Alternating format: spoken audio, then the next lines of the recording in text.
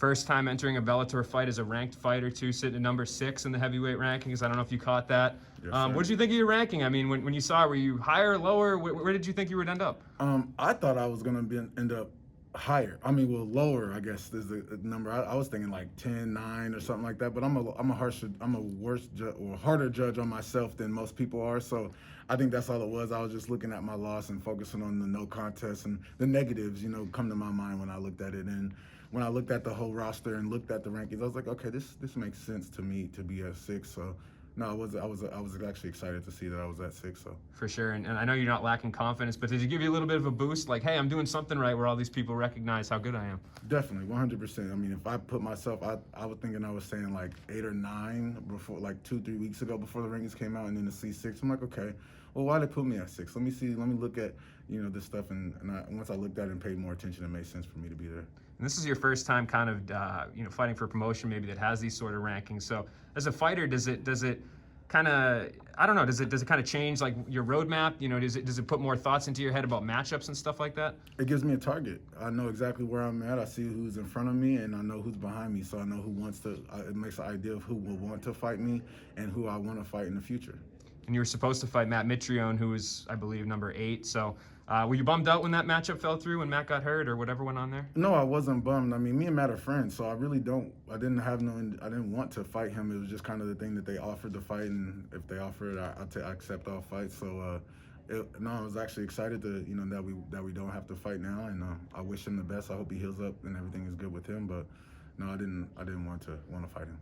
And Jack May's a guy you were in there with not too long ago. The fight kind of ended, and maybe not the fashion anybody would have wanted. And we talked to you on Fight Night about that. You kind of said, if they want to rematch it, I will. If not, we can move on. So, when they passed his name to you, did you just jump at the opportunity? Was there any motivation to kind of run it back? Well, I actually threw the name out because he had been direct messaging me on Instagram since I fought Saeed. So really? He was already talking shit, and of course, when I found out Matt fell out, I was like, yo, put Jack May up in there because this pussy wants to keep talking. He wants to fight me, obviously. So he already had his opportunity. He quit, so let's give him another one. And what was he saying to you?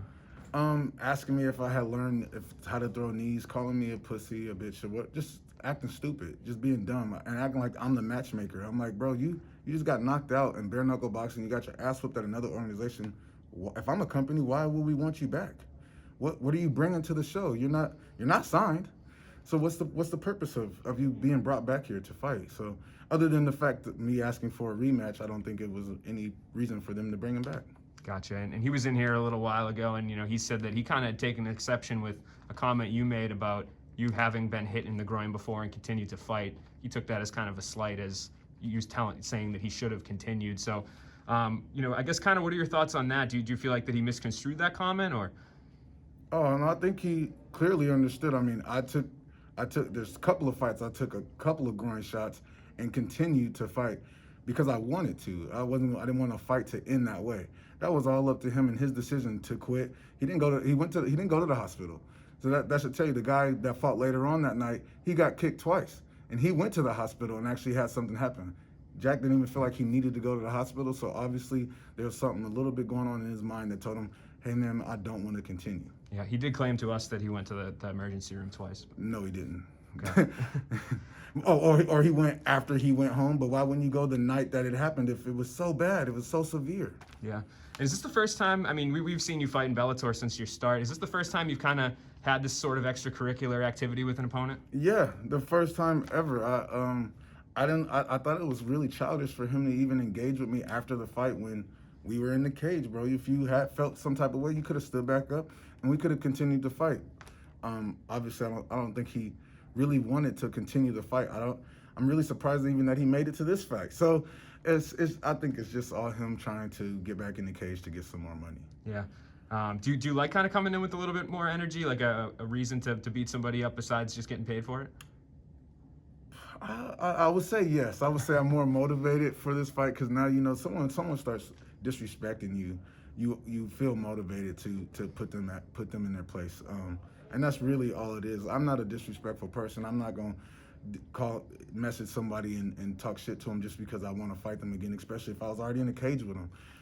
So I think it's just a dumb ploy by his part. Yeah, and how does this fight play out? Obviously, I'm hoping it won't end in any sort of eye poke or foul or anything. So what do you kind of have planned for the fans that tune in for this one? Just violence.